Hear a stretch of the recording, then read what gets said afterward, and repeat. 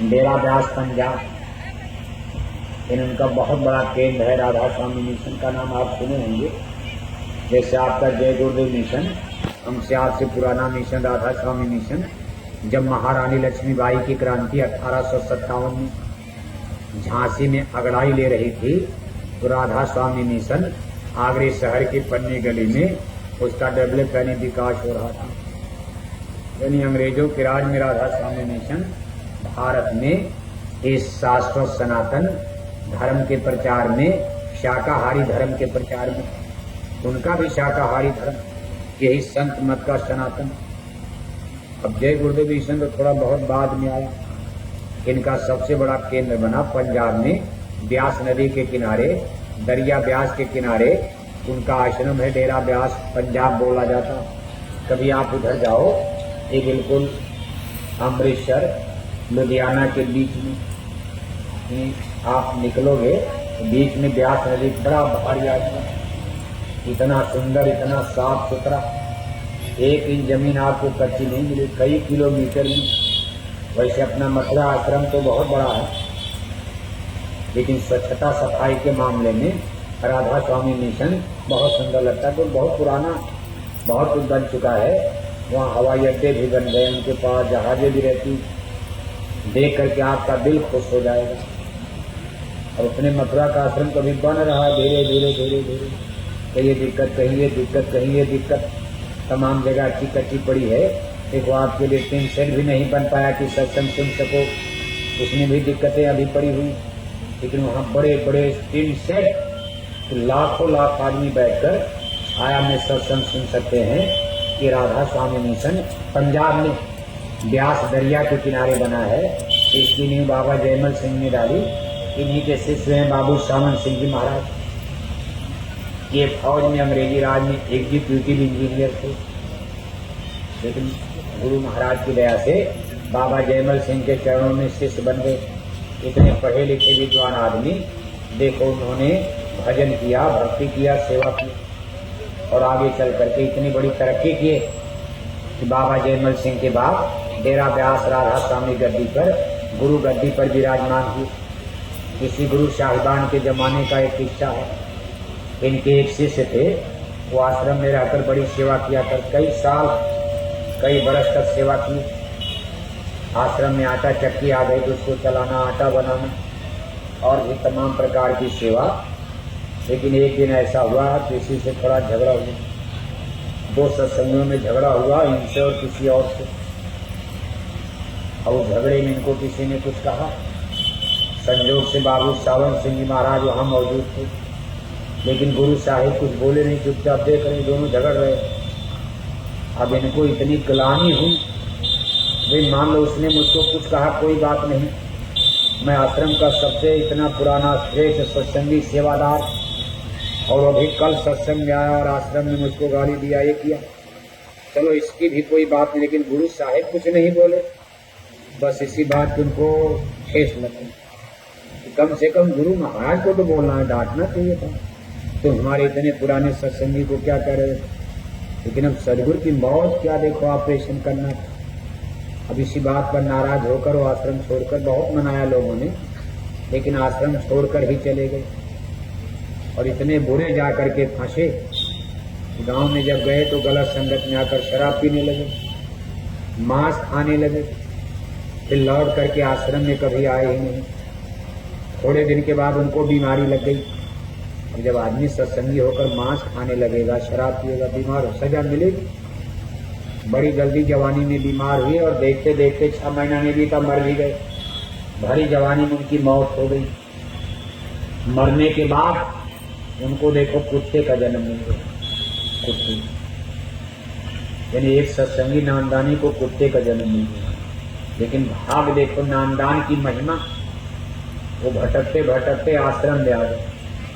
जैसे कुत्ते भटक करके, जैसे अपने आश्रम में भी आप देखते हो, गुरु महाराज भी कुत्ता खरगोश पालते थे। हम आप जाते थे, गुरु महाराज का चरण नहीं छू पाते थे, और गुरु महाराज की धोती पकड़कर, जो कुत्ता उपाले थे कुटिया में, गुरु महाराज की धोती पकड़कर उनके जंघा तक कुत्ता चढ़ जाता था, और गुरु महाराज उसको हाथ से सहलाते थे। कितनी उसकी भाग थी। वो कौन कुत्ता? एक बार गुरु महाराज को उसी आश्रम में एक कुत्ते को, बड़ा तगड़ा कुत्ता, एक प्रेमी दौड़ा के मार रहे थे। गुरु महाराज ने कहा, भाई क्यों मारते हो? ये मेरे पास मुझसे मिलने आया। ये बड़ा मामूली कुत्ता नहीं, ये मगध देश यानी पटना में राजा था पहले। ये मगध देश, मगध कहते हैं बिहार को, बिहार प्रदेश का राजा था। कभी भूल हो गई, कुत्ते का जन्म पा गया, लेकिन मुझसे मिलने आया। मैं इसका इस जन्म में उद्धार करूंगा, रहने दो इसको। कहने का मतलब इस राज और रहस्य को।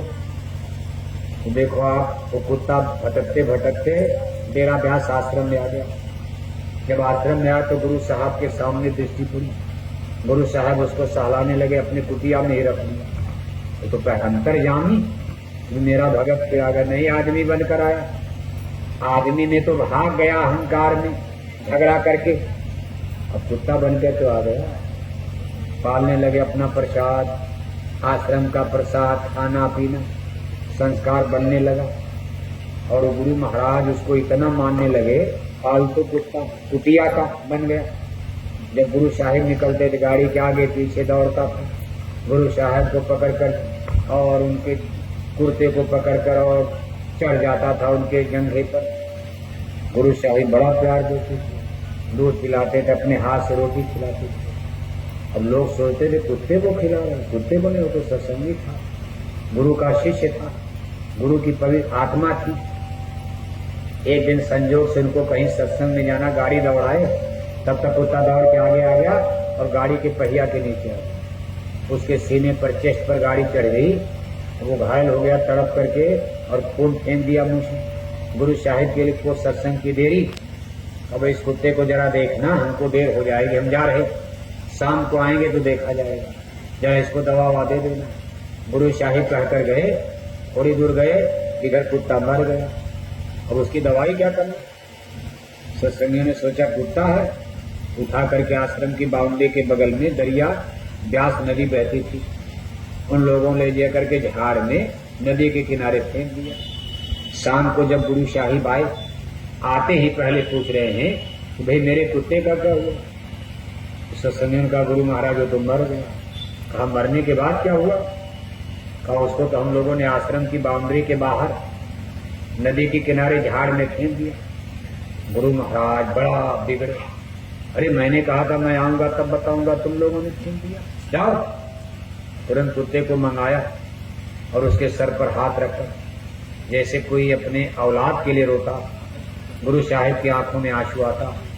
देखो बाजार से कफन मंगवाए, उसको नहलाया धुलाया, जैसे आदमी का संस्कार होता है, नहला धुला कर कफन में लपेट कर। आश्रम की बाउंड्री के बाहर नहीं, आश्रम के अंदर इसके लिए गड्ढा खोदो, इसको इसी आश्रम में दफन किया जाएगा। अपने हाथ से उसमें दफन किया।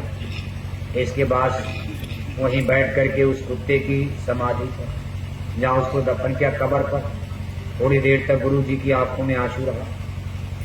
इसके बाद सत्संगी हैरत में कि क्या बात माजरा, कौन जानता था इस भेद को? हाँ, गुरु साहिब ऐसा नहीं देखा, एक कुत्ते के लिए इतना बेचैन। गुरु साहिब ने कहा भाई कुत्ते का सवाल नहीं है, अरे तुम नहीं पहचान पाए, ये मेरा वही सत्संगी है जो आटा चक्की चलाता था, आश्रम छोड़कर भाग गया था। अब उस जमाने के कुछ सत्संगी जिंदा थे, उसका नाम पता जानते, भाई आटा चक्की तो वही चलाते थे, और झगड़ा हुआ तो चले कुछ नए सत्संगी आ गए थे, तो नए तो नहीं जान पाते थे, लेकिन पुराने कुछ लोग जिंदा थे। कहा हाँ गुरु महाराज उनको तो हम लोग जानते थे। कहा तुम जानते हो? जब वो यहाँ से गया तो गांव में गलत संगत में पड़कर मांस खाने लगा, शराब पीने लगा। उसके कर्मों की सजा भुगताने के लिए उसको कुत्ते की जन्म योनि में 84 में गिराना पड़ा। लेकिन अब मैं उसको फिर, क्योंकि नामदानी था, जस तस 84 से काढ़ा, नर देही ने फिर ले डाला। मैंने आज उसका चोला बदला दिया, मेरी गाड़ी से दबकर मरा, उसका मानव चोला सजा पूरी, हम उसको मानव जन्म में वापस ला दिया। फला गांव में, फला घर में उसका जन्म होने वाला। गुरु साहिब ने तारीख बता दिया, दिन बता दिया, और एक सत्संगी का घर का पता बता दिया। थोड़े दिन के बाद जब लोगों ने पता लगाया, उस घर में एक बेटे ने जन्म लिया। गुरु साहिब ने कहा मेरा भगत आ गया, माँ बाप लेकर सत्संग में आने लगे। जब थोड़ा सयाना हुआ तो गुरु साहिब ने फिर नाम की दौलत दिया और फिर उसको सेवा में लगाया। पहले जन्म से अच्छी तरह सेवा में, और जब दूसरी बार सेवा में लगा तो जीवन भर कभी हटा नहीं। संस्कार इस तरह बनाए जाते। कहने का मतलब है चिंता मत करना, कौन कहाँ जा रहा, आप चिंता क्यों करते हो। गुरु महाराज कहते थे बच्चा ऐसी पुड़िया मैंने बांध दिया नाम की, चाहे चे करो चाहे मैं करो, मैं किसी को छोड़ने वाला, चाहे चे करो चाहे मैं करो, काले काले को एक नहीं छोड़ूंगा। एक कथा आती है, एक गुरु